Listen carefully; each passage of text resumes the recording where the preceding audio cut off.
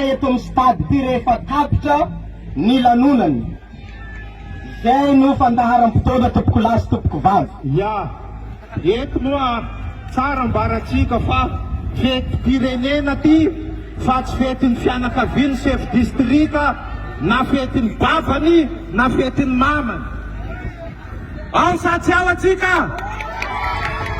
Ka matoy izy milefa hitanareo iny, ratsy raha natao. Maneritery anareo vahoaka, maneritery anareo mpiasam-panjakana, aza ianonareo fa solo-bavam-bahoaka anareo eo akaikinareo lalandava miaro anareo vahoaka.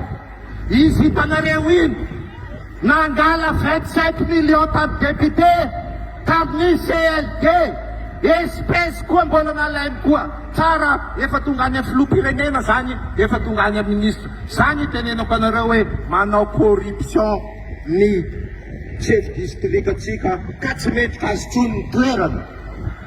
Toy ny fetintsika loany misy cocktail iarana amin'ny député efa hitanareo teo iny hoe ary finanana omby, finanana boisson miaraka amin'ny vahoaka ny député. Zay sa tsy zay?